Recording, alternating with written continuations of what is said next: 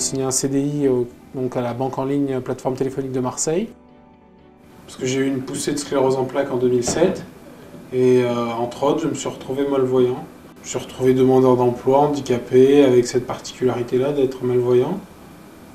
Et donc en 2008, j'ai retrouvé un emploi parce qu'en fait, il y avait la NPE qui m'a envoyé un courrier comme quoi le Crédit Agricole faisait un recrutement de personnel handicapé. Et donc moi, je me suis dit, pourquoi pas, je suis allé vraiment comme ça. Et je me suis retrouvé avec un entretien d'embauche. C'est franchement bien passé. Au niveau de l'adaptation du poste à mon handicap, tout ça, ça s'est bien passé. Mon expérience sur le PC, c'est qu'il me fallait le zoom text pour grossir l'écran. J'ai demandé une loupe électronique. Pour le coup, donc, j'ai eu droit à ce qu'on appelle une EMT, une évaluation en milieu de travail. Le EMT donc, a abouti à un CDD. En fait, je me suis retrouvé, donc j'étais à l'accueil de Centrex.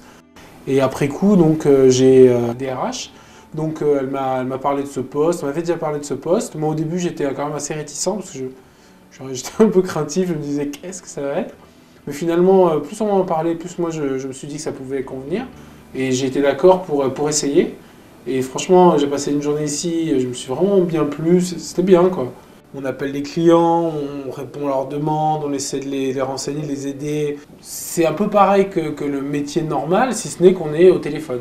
Voilà, j'ai signé un CDI donc à la banque en ligne plateforme téléphonique de Marseille. J'ai été aidé et c'est vrai que c'est très important. Donc il y a EDA, Cap Emploi EDA, qui apporte beaucoup, qui soutient, qui informe, c'est très important d'informer, qui oriente, qui va nous aider à faire les démarches, etc. Des démarches, ça peut être au niveau par exemple Pôle emploi, anciennement NPE, qui va vous aider à essayer de trouver un emploi. Il y a aussi donc la MDPH qui s'occupe donc de tout ce qui est par exemple l'aide aux personnes handicapées, d'adaptation, d'essayer de leur trouver des choses. C'est vrai que ça c'est très précieux. Et voilà, pour le moment mon intégration est réussie, j'espère que ça va continuer et je suis content quoi.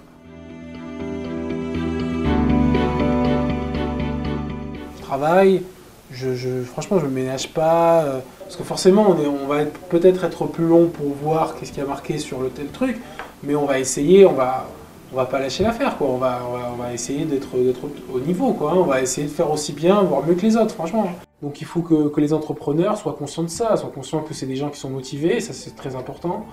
Ce sont des gens justement qui peuvent leur apporter quelque chose, qui peuvent leur apporter une diversité, qui peuvent aussi au niveau de l'image, c'est positif. Donc, voilà, on vit en France, donc on a des aides, on a des systèmes comme ça qui peuvent aider les entrepreneurs qui se donnent la peine d'embaucher des personnels handicapés. Et ça peut valoir le coup, il faut y réfléchir en tout cas.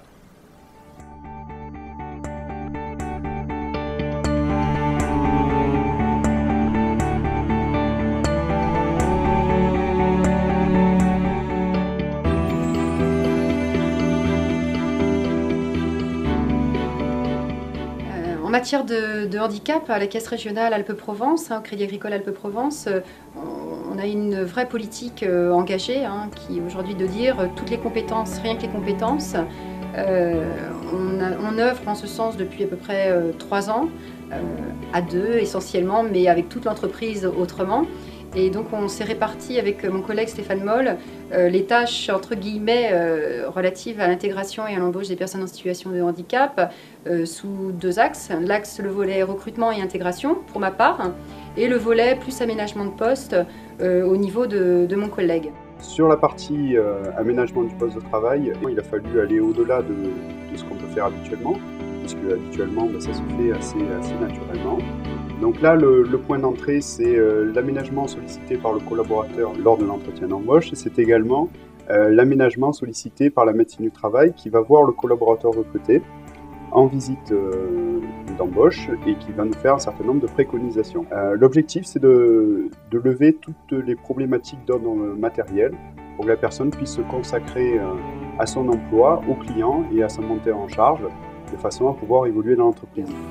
Alors, en ce qui concerne aujourd'hui les spécificités du recrutement et de l'intégration, c'est vrai que chaque personne en situation de handicap que nous recrutons aujourd'hui nous amène à nous poser de nouvelles questions, à nous ouvrir vers de nouveaux outils. Et là, on a un outil qui nous permet justement de mettre en situation et de pouvoir ensuite dynamiser le parcours d'intégration.